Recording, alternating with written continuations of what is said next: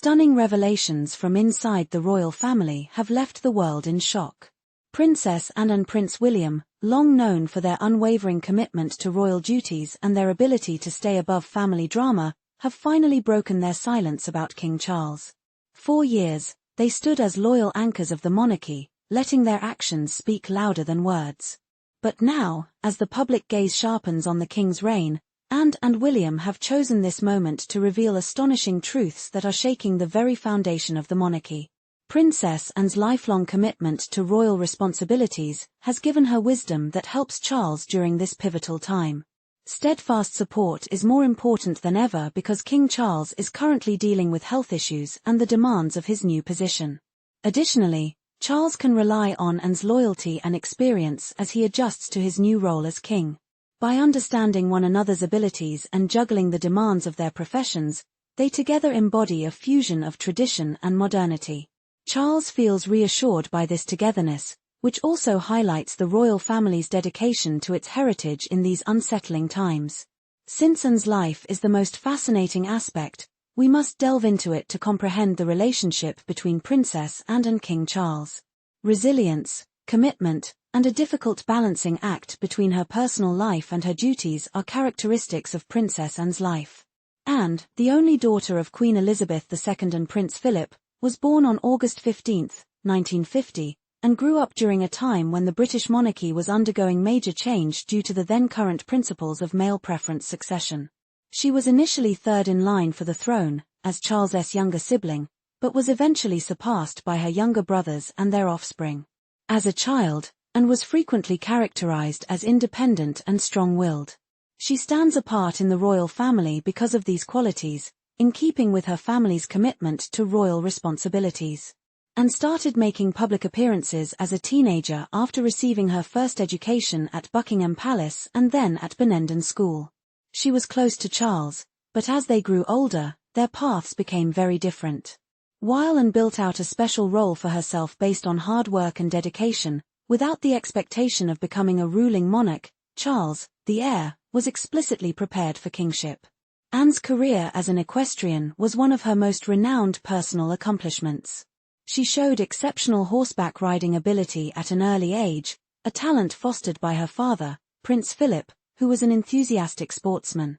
Anne continued to participate internationally, becoming the first member of the British royal family to compete in the 1976 Montreal Olympics and taking home a gold medal from the 1971 European Eventing Championships. Regardless of her royal identity, her perseverance in the equestrian industry not only proved her toughness but also elevated her to the status of a revered sports personality. However, even with her achievements, Anne had trouble with public opinion, particularly in her early years. She gained a reputation as a reserved and sometimes distant queen, which led to her being dubbed Royal Rude. Although the press did not always like her strong-willed and direct demeanor, this very quality helped her establish a reputation as one of the most dependable and diligent members of the royal family. Although their personalities and public personas remained different, Anne's ability to bounce back from criticism further demonstrated the practical approach she shares with her brother. Princess Anne's surprising actions put everything to the test. Let's move on to Anne's private life, which was characterized by both well-known partnerships and private hardships. In 1973, she wed Captain Mark Phillips. At first, the marriage seemed solid, and the couple produced 2 children, Peter and Zara. But as time went on, their relationship became strained. Anne and Mark Phillips split up by the late 1980s, and their divorce was formalized in 1992. The difficulties Anne faced in balancing her personal happiness with her public responsibility were demonstrated by the termination of her marriage. A new phase in Anne's life was later marked by her remarriage to Sir Timothy Lawrence, a naval commander and former Queen's equerry.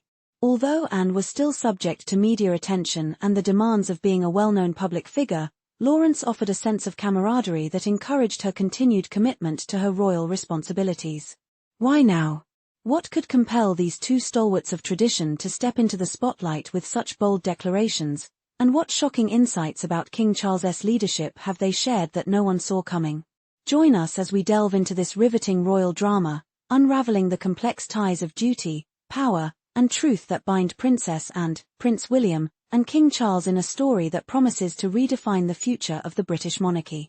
Princess and has kept up a strict schedule of royal responsibilities all her life, with more than 500 engagements annually. She is frequently referred to as the royal family's toughest worker. Her commitment has made her an important figure in the monarchy, and she has a long history of supporting humanitarian causes through her work with Save the Children, where she was president for 47 years until becoming a patron. Additionally, Anne's work encompassed a wide range of sectors, including health, education, disability advocacy, and military groups. Her efforts have been acknowledged all over the world. In 1990, Zambian President Kenneth Kaunda nominated her for the Nobel Peace Prize in recognition of her significant charitable work. These positions demonstrate her dedication to making a difference, mostly without looking for praise, and her work ethic has been an inspiration to the upcoming royal generation, especially her brother King Charles III, who shares her enthusiasm for humanitarian causes. The fact that Anne survived a kidnapping attempt in 1974 is also one of the most significant events in her life. Anne was threatened with a pistol by her would-be kidnapper when her car was intercepted on the way back to Buckingham Palace. She showed guts by responding calmly and defiantly, allegedly telling the man, "Not bloody likely," when he asked her to get out of the car. Instead of discouraging her, this tragic event only served to strengthen her dedication to her position and further establish her reputation as one of the royal family's hardest members. Her life and perspective were also greatly influenced by her relationships with her father, Prince Philip, and mother, Queen Elizabeth II.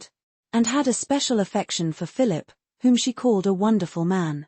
She was profoundly influenced by his principles of duty, resiliency, and a practical attitude, which subsequently manifested in her own career and public persona. Because of her direct and practical demeanor, Anne was sometimes referred to as her father's daughter. Nevertheless, she also possessed her mother's sense of accountability. She had a strong sense of commitment to her parents, even if their relationship did not involve frequent demonstrations of affection.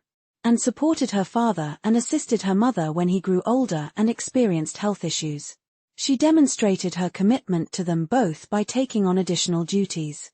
Later, when her mother's health deteriorated and her father passed away, Anne was a constant source of strength and consolation for Queen Elizabeth. Anne continued to uphold the work ethic and dedication to public service that her parents had taught her since she was a young child. Even after Queen Elizabeth passed away, Anne's character and her position within the royal family were influenced by her connections with both of her parents, which were based on respect and a common goal. The British monarchy thereafter encountered a new period of difficulties and transformations after the death of Queen Elizabeth II. What actually caused these difficulties? As we explore this, stay tuned. Prince William and Princess Anne became key players, each having a distinct but complementary strategy for advancing the monarchy. Anne, who was well known for her unwavering commitment and practicality, offered a grounded presence, and William offered a novel perspective on how to make the monarchy more approachable in the contemporary world. Princess Anne provided a direct viewpoint on the function and worth of the monarchy in a rare interview with Canada's CBC News. She talked about the value of continuity and said that in a world that frequently felt chaotic, the monarchy offered stability. She maintained that this stability was one of the long-term advantages of the monarchy. She made it apparent that she still thought the monarchy had a vital role in British society, even as she acknowledged the necessity for discussions regarding its continued relevance. "You know what you are getting with him as monarch," she said in reference to her brother King Charles III. She saw Charles not as a radical shift, but as a continuance of the monarchy as it had always been. Her unwavering schedule and one of the greatest annual numbers of public appearances demonstrate her dedication. Her standing as a dependable member of the family has increased with time. However, beneath her public image, Anne has lately shared her personal opinions about King Charles, which the public rarely saw. She has discussed the particular difficulties her brother is having acclimating to his new position as king.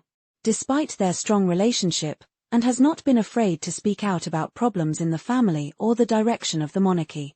For more information on this, keep watching.